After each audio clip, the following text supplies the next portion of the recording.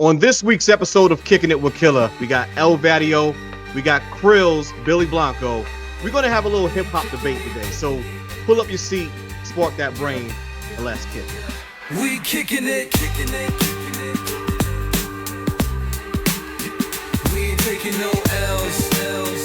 I don't care how they feel. Yo, what's going up, man? I got Krillz and Vatio on here, definitely doing it in the streets right now. What's going on with y'all? We're going to have some fun today. I didn't send y'all the questions ahead of time. I never send anybody the questions ahead of time anyways, because I want it to be authentic. I want whatever pops off your head to be the first thing that goes down. We're going to jump right into this thing, right? So my first question, and this is directed to Krillz first, and of course, Vatio, you can jump on there afterwards. My first question is, in hip-hop history, who has the hardest diss track ever? My opinion, I'm gonna have to say it was between the Jada and 50 beef. When him and Styles, can't remember what the name of the song is called, but Why Can't You Be Man? And that joint they did off 50 B. Yeah, I think that was one of the hardest diss records ever. Like when that came out in the city, like everybody went crazy. You know what I'm saying? Like Right. So you're gonna go with Jada's verse and his thing off of 50's beat then? Yeah, the diss track to 50. Yeah, that was definitely tough. So Vatio, you heard his one. Like, what do you got? Man, it's going to have to be Pac, bro. The crazy. I mean, some people may say No Vaseline from Ice Cube, but I think Pac took it to the next level with the Hit 'Em Up joint, because Pac, he went out and did a video. He actually went out, or I ain't going to say he went out, but he seeked to actually do something with Big's wife, which was Faith, and to put it in the record, and really did a video. He treated it like a single, what Drake did with Back to Back, how he did that to Meek, and they had that shit in the clubs. That was a Pac move, And I'm a Biggie fan all day. Biggie, that's like the GOAT to me. But Pac, disrespectful, wild, crazy, straight at your neck. Had Biggie did my wife fuck this? Did my wife hit? Did he really hit? He was questioning Faith. It don't get no more disrespectful than that. I mean, honorable mention would probably be No Vaseline for me, but you talking classic disrespect, Pac, bro. That definitely was the joint right there. And you said the honorable mention, No Vaseline. The No Vaseline, if you go back, who hasn't heard that? If you go back and realize what was going on at that time, and to hear No Vaseline, especially after what NWA just put out, almost like a whole album, right? The NFL joint, right? They just finished putting out the whole album that essentially was dissing Ice Cube, and then Ice Cube returned with I think it was Death Certificate, if I'm not mistaken. It was Death Certificate and dropped the No Vaseline. That definitely was both of them, but yeah. Crazy time. That was crazy. That's why I said, those two records, we talking about the history of hip hop. Hip hop's 50 years old. We talking about all the above. You said the word disrespectful. Those what records, even the Eazy-E response was hot, but it wasn't. It wasn't like that. That disrespect level. That's another level when you said disrespect. Vatio, you just hit me with the behind the back pass real quick, right? Because it makes me transition into this, and I'm gonna start off with you with this question, all right? Who had the biggest impact on hip hop? Was it Tupac or was it Biggie? Man, I mean, I'm sorry, I'm gonna say Biggie. I mean, Pac had more albums, of course. Pac had more passion. He was very revolutionary, but just in my opinion, what Pac did with all those albums, Biggie did in two. And when Biggie dropped, everything he dropped was big. It was big, juicy, Players Anthem. I am a product of that. I wanted to be. I seen Big. He's from my hood, and I wanted to be that. Pac he had a good impact, but I feel like Pac impact was more respected when he was gone. Kind of looking at him like a wild rat. He's uncontrollable. You know what I'm saying? Compared to Biggie, he was more likable. Biggie was really influential, bro. I mean, like people wanted to be like Big. I mean, of course, people wanted to be like Pac, but Pac was more respected when he passed because people understood him when it was his time, they understood it. Like, damn, that's crazy. Look how he was speaking for black people and being revolutionary. Like he comes from a Black Panther family, so you know what I'm saying. Like he was kind of considered a rebel compared to like, a lot of people was just kind of like, some people would respect it, but a lot of people was like kind of like, I don't know, he's just a little, unpredictable. But with Big, it was just like everybody loved him. Everybody could easily like him. So you're picking Big. So I'm gonna sit here and be the devil's advocate right now, right? Pac, he went off to do numerous movies, right? We got Juice, which we know is a hood classic, right? We got what was the other joint with Janet Jackson? Poetic Justice. Yeah, yeah. So he went and Above the Rim, right? Do we count that into having a big impact on hip hop? Do we factor that into the whole thing? Besides, like obviously, like I was a Biggie guy myself, man. Biggs had the lyrics. I remember driving up and down Myrtle Beach and playing nothing but we just driving up and down the strip the whole time, playing nothing but Big, playing nothing but Big the whole time, just blasting it. So I understand the Biggie joint, but do we, when we add all that extra into there, do we think that Pac might have had that same influence? Do we put that in the category with the impact on hip hop? I mean, you can. I feel like that's subjective because I feel like if we talking hip hop, we talking music. You feel me? That's just my opinion. We're talking music. You know what I mean? Pac did movies, which were phenomenal movies, and he was doing his thing in the movie. He had some hood classics. But in my opinion, if we talking hip hop, I'm not even thinking about movies. If we're talking about, that's just my opinion. I'm not even thinking about the movie. I'm thinking about the music. I gotta go with Biggie too. I mean, I'm an East Coast head, like Vado said. You know what I'm saying? I grew up off Biggie, the storytelling. Just the roller coaster ride.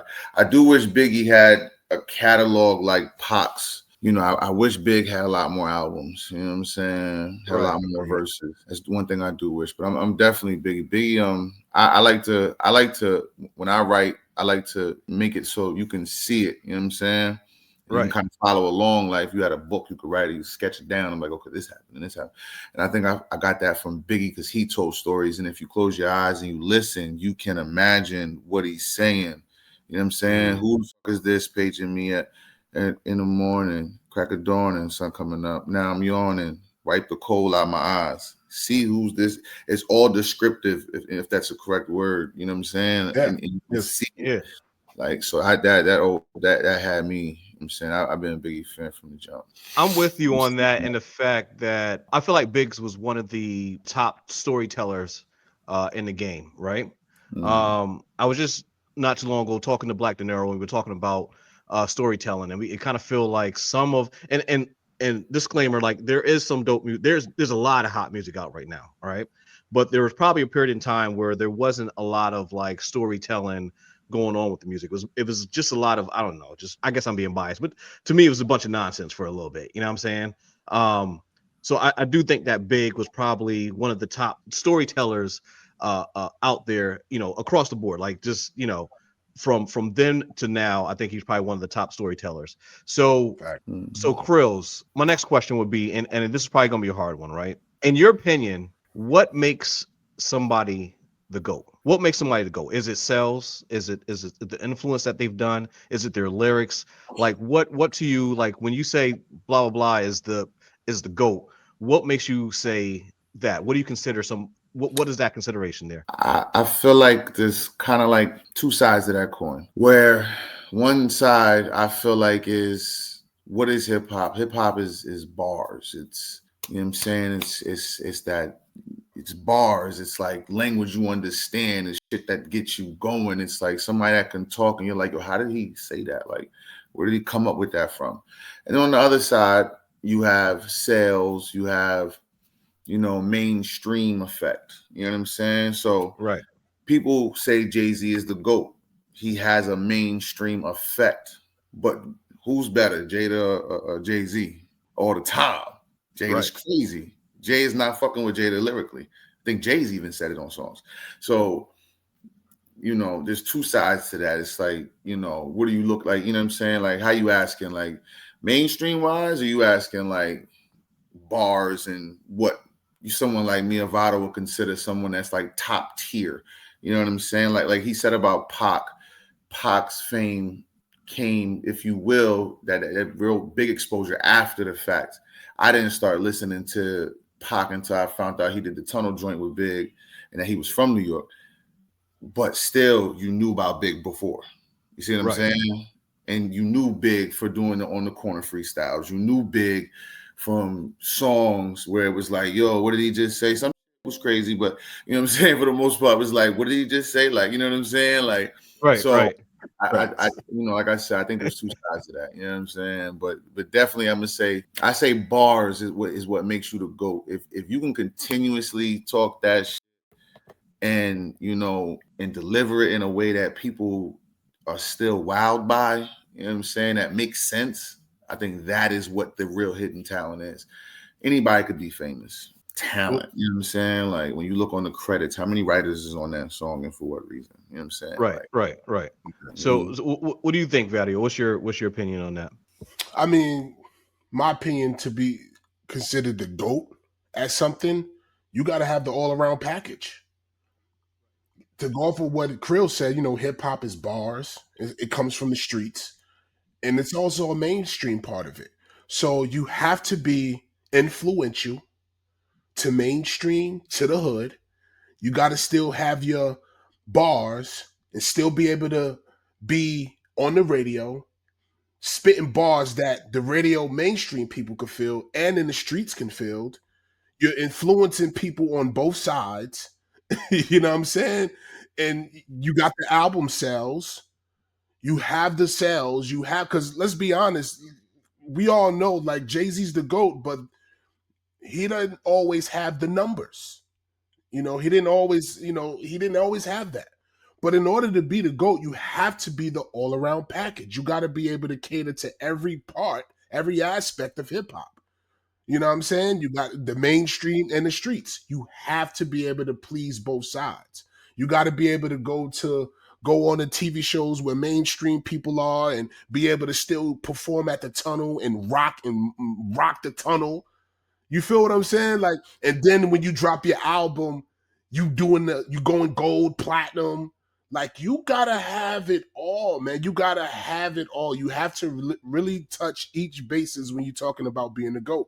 Because when you're the GOAT, you're the greatest of all time. There's nothing nobody can question what you do. So when it comes to the GOAT, you gotta be the full package. You gotta be likable, the personality. You gotta be able to do the interviews, and people love to watch your interviews, listen to the albums, and people be like, "Yo, that was crazy." Mainstream and street people, they all gotta be able to love you to become the GOAT.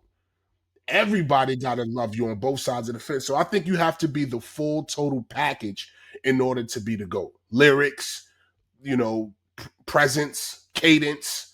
You know what I mean? Like likability, album sales. You have to have the full package to be the GOAT. So we're talking about the greatest of all times. Let's break it down to times real quick. Okay. If we were to compare the eras, the 80s, the 90s, the 2000s, what do you feel? And I guess I'll start this off with you, Vatio. What do you feel is the era that pushed hip hop forward the most? Definitely the 90s, man. The 90s era pushed that was the golden era. You know what I'm saying? What like NWA introduced to hip hop, you know, the more gangster rap side of things. Once that kind of broke some barriers because of censorship and let people kind of express themselves, then you really got that golden era. That's when the birth of the golden era happened, which was in the 90s. That era, that time is when you was getting creativity. Nobody sounded like. Everybody was daring to be different. You got Busta Rhymes and ODB. Like, you know what I'm saying? This is what that created. You feel what I'm saying? You got the creative. It'll never be nothing like that era, clearly, as we are in the times of follow the leader. You know what I'm saying? So the 90s era was the golden era. That was the era that pushed everything forward. That was the era that showed people they could make money. They could make a living off of this. Because of what, the past legends and goats had to go through to get to that point. And then when we got to that point of like, oh, we can kind of speak what we want. It doesn't always have to be party and happy feel. It can be like our struggles, our life stories. And that actually made people listen because why it was relatable. The relatable music came out where people could be like, damn, like I feel that. I'm in that situation right now. I'm living that. Damn, you went through that? And that really pushed hip hop forward because it pushed people's pen. Because again, you got Busta Rhymes, you got ODB, you got Big Pun, you got LL Cool J. You have all of these real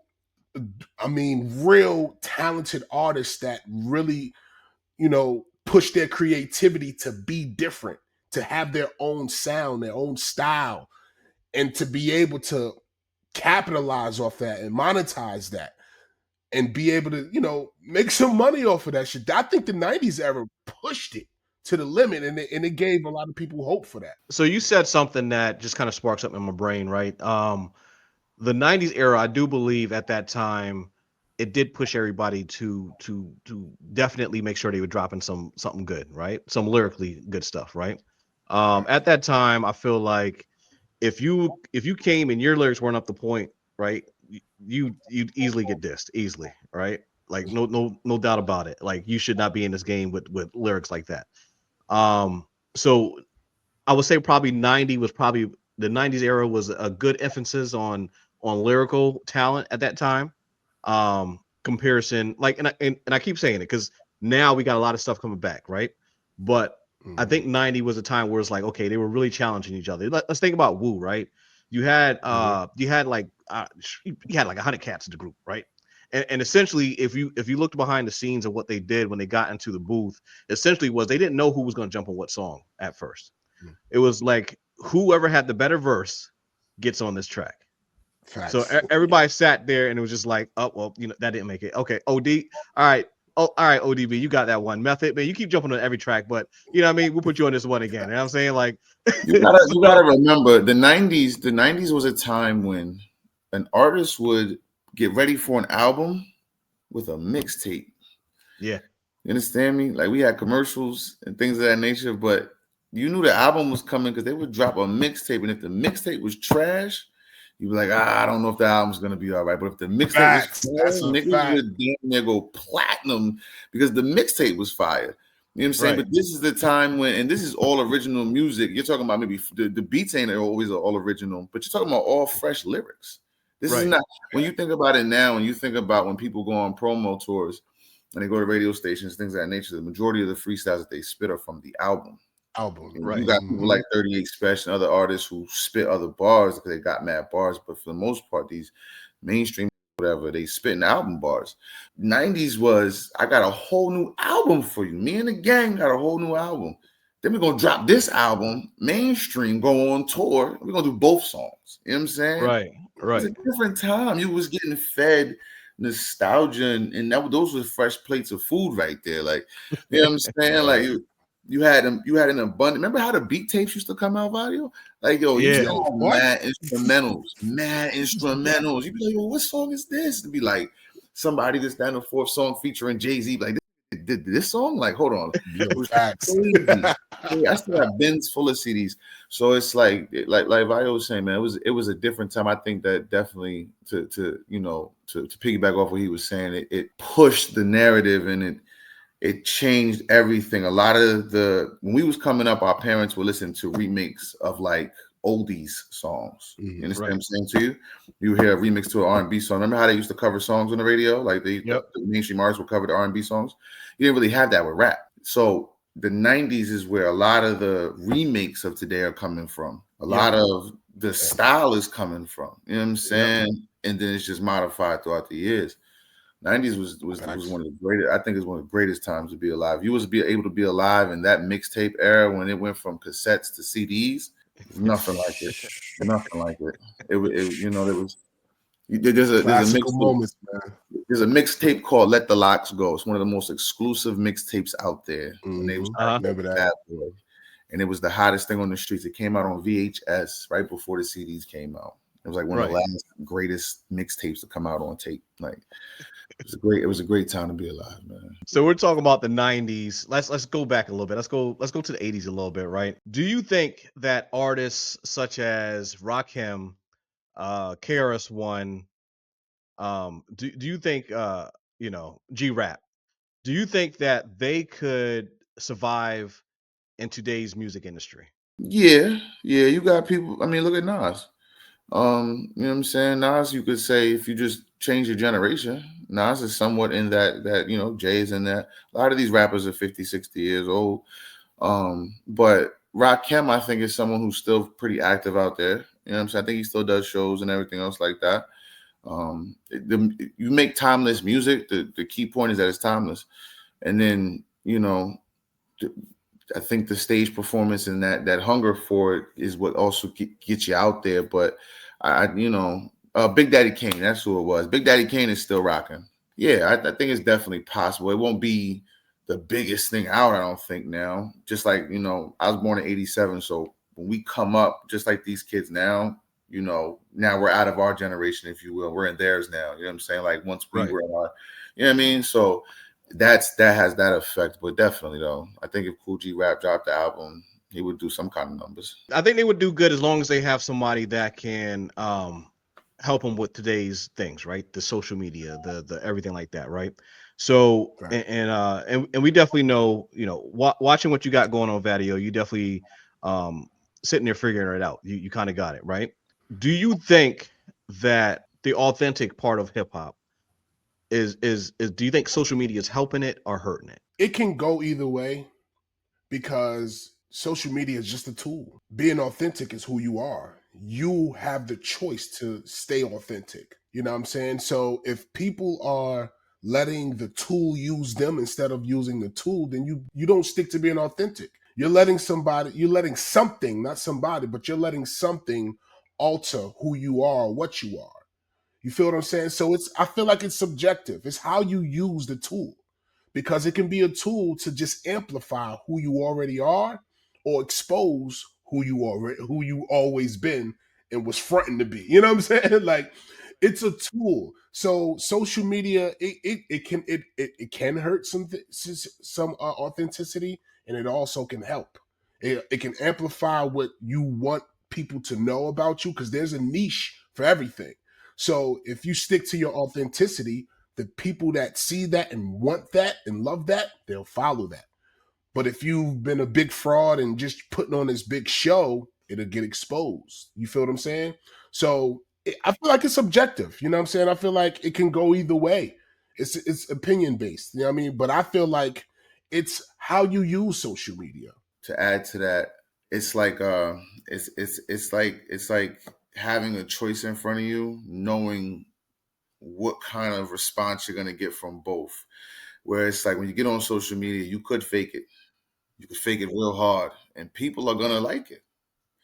Or you could keep it real and struggle and go about it that way. But like I said, eventually it'll gain traction. You know what I'm saying? But it's definitely it's like a temptation. You know what I mean? Because you see some people and they do OD on it, and it's just like, bro, like we know, like what are you doing? Like, we know it's not real. But we're not gonna say nothing to you. We're not gonna say it's probably why you're doing it. But then you got like other people, you know what I'm saying? Who they're not dancing or nothing. They're not, you know what I'm saying? They ain't singing. They ain't, we're not doing certain things. So we don't attract that crowd off bat.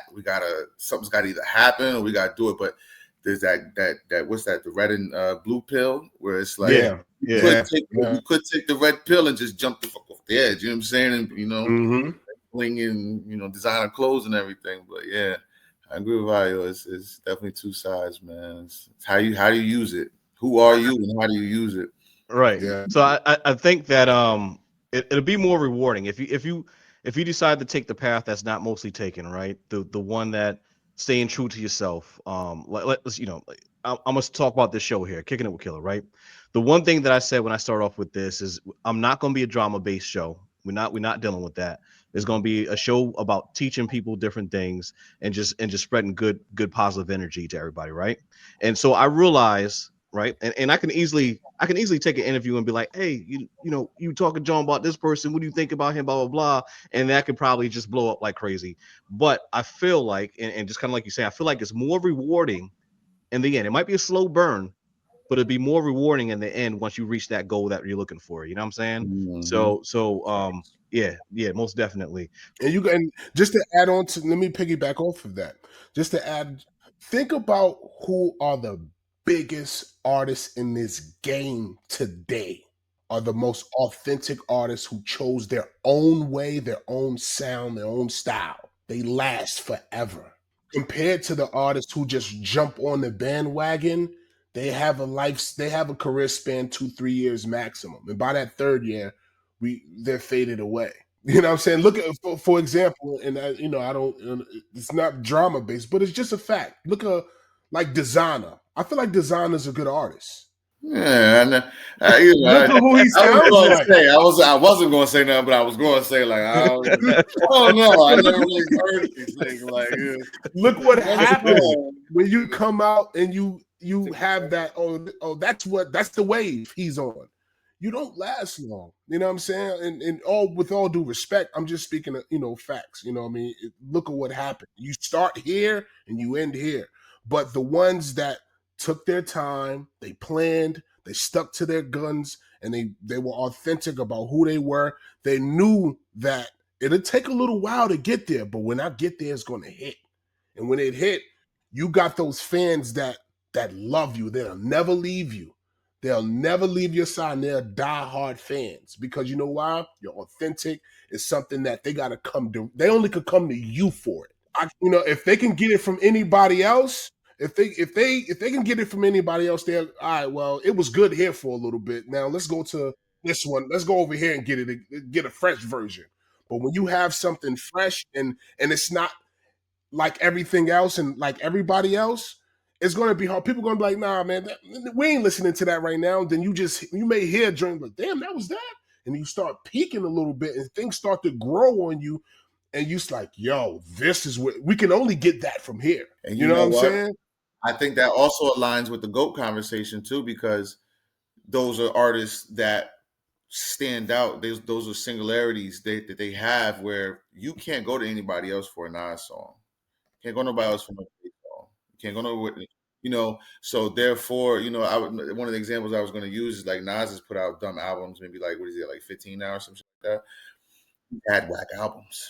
He's had like 1 or 2 whack albums that I could say, my personal opinion. He's had like 1 or 2 whack ones where the majority of the songs weren't hot. But every time he dropped, I'm downloading the album. Yeah. He gets a shot every time. Every time he drops, he gets a chance.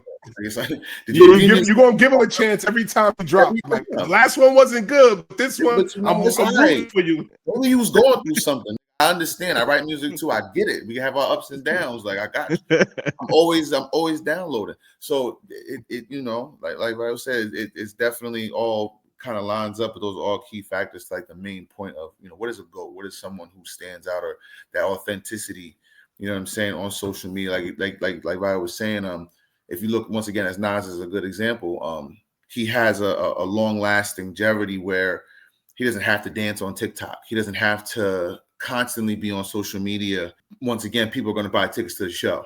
People are going to download the album. People are still looking for that artist at 50, 60 years old, but it's all because of the authenticity. You know what I mean? Dame Dash and Jay-Z. Why is it that Dame Dash fails, in my opinion, once again, in what he's doing, is because when you take the two that they once were, one of them is being real quiet, capitalizing, while you out here running your mouth. So, yeah. I chose to be quiet and get money and stay authentic to the plan while you upset running it. There's a difference. You know what I'm saying? Dame Dash is dancing on social media right now, basically. Jay is not. You see what I'm saying? As an analogy. Y'all get it. I agree. You know what I'm saying? Yeah, absolutely. Yeah, I like that.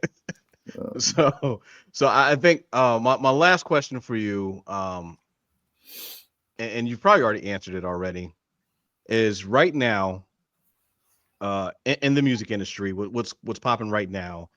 Who do you consider is probably the greatest rapper right now? Nobody. He, you know what? I love it when the answer just come right out. Nobody. Nobody. No fucking nobody. That's my opinion. Like, are we talking like like our opinion or like what's actually happening? Because I mean, you know, if we're going off our opinion, we can easily say an artist that we love. But if we're looking at what's going on right now, which may be a different, you know, a different answer. So not necessarily. So let's go with just what's going on right now. Not necessarily like Okay. your, you know, you could sit there and you could say, whatever. You could say that your homie so and so is the greatest rapper alive right now, right? We're not gonna go. We're not gonna go that route. We're gonna go with what's going on right now. Man, greatest rapper right now. I mean, Drake. Like, like. Well, I mean, yeah. If we're looking at it, like, you know what I'm saying? Like he's like, I mean, like, what can you say? Regardless if you like him or not. I mean, I'm trying to look at my iTunes right now, see what I downloaded recently. Like, yeah, Drake gonna have to take the cake right now. You know what I'm saying? It's like it's no denying that man's talent. Yeah, he took that big L with Kendrick, and salute to Kendrick because Kendrick is a product of the 90s era, still keeping lyrics alive and still having that mystique. You know, back in the days, artists all had mystique to them. You know what I'm saying? Yeah, he's keeping that tradition alive. You can even give it to the Clips. So what they just did which was incredible. Yeah. Clips, what they did was incredible. Yes. But when you're talking about who right now, what's going on, and you're looking at numbers, likability, influence, you got to give it to Drake, whether you like him or not. Right. Yeah. Once again, what do we say? Even with the Kendrick beef, still doing shows, Right. still dropping albums, still a profitable asset to the label and artists. You can't destroy something that's built like that because it's built to be what it is. You know what I'm saying? Yeah. You know. Yeah. It's crazy. Definitely. It's definitely something to aspire to, I say, because it's a very powerful place for an artist. You gotta think getting there just off of your words. You know what I'm saying? Like that point where, you know what I mean, you have that control. Right.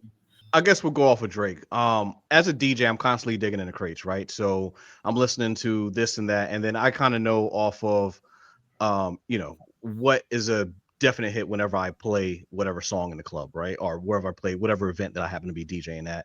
And I know for a fact that certain music's on, like, if we talk about Kendrick, for some reason that Drake diss track still right now, I play it and people still go crazy once that song comes on, right? So but then on the flip side, there's numerous times people request different, and it's not just necessarily just one track, it's numerous different Drake tracks that people might request and want to hear. You know what I'm saying? So y'all ever seen the video?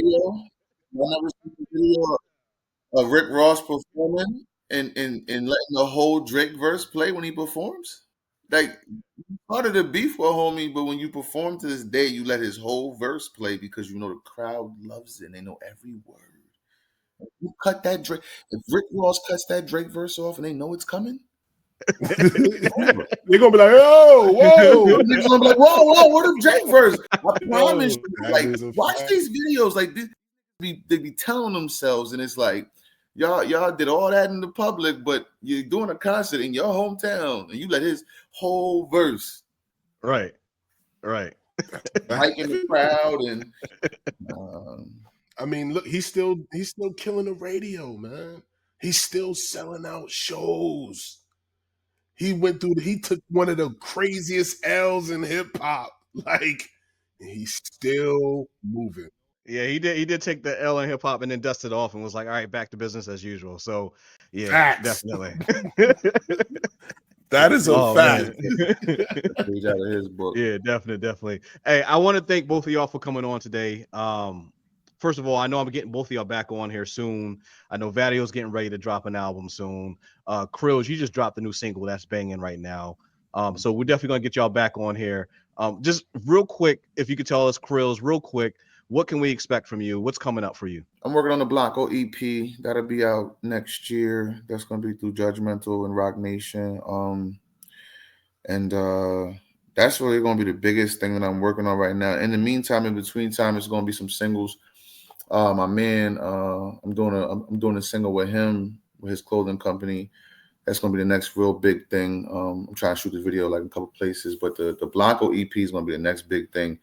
That's gonna be the first 100% studio original, all hands on deck kind of situation. So that's basically what I'm focusing on now. We got a producer on the team, Lino 3 times. He's under Jalil Beats umbrella. So Okay. I'm getting the package from him. We got 4K beats. He got some beats on there. Like I said, I got my man with the clothing brand. He got some joints on there, and then we got this other young cat that we trying to figure some things out with. He got some crazy shit. Talking about like some young Arab heat maker music. Yeah. So that's gonna be the next big thing is that Blonko EP, man.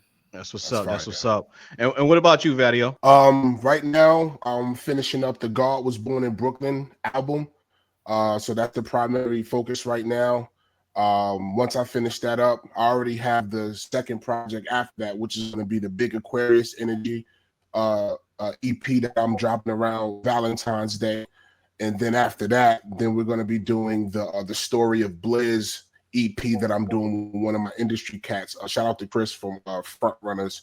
We're working on the whole project together right now as well. But as of right now, yeah, God Was Born in Brooklyn is the first thing that's about to drop, and it could be dropping in the next week or two. I'm not waiting to drop it. Let's go. Let's go. I know one thing. You got a song called "The Savior," man, and I don't know who made the beat, but that thing fire. I mean, I don't know. I'm glad you said that because you said something earlier, like, yo, when I'm in the club and I'm playing, you gotta play when you get to a certain, you gotta mix in Kill the Noise in there. You gotta kind of like right mix in Kill the Noise in there. Dog. I heard a DJ play that on a live. I said, yo, that could kind of go in the club a little. You could kind of go a little bit. You know what I'm saying? I mean, Kill the Noise, DJ Kill the Noise, Kill the Noise. You know, that's why I did. Yeah. Right now, it was all a plan. DJ Kill the Noise.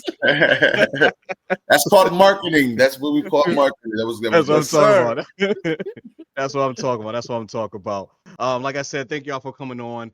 And of course, it doesn't matter what season you're in, whether it's the fall back, the get back, or the comeback. Remember, you are special. You have purpose. So get out there and get it. It's your boy Killer Noise. I'm out. Peace.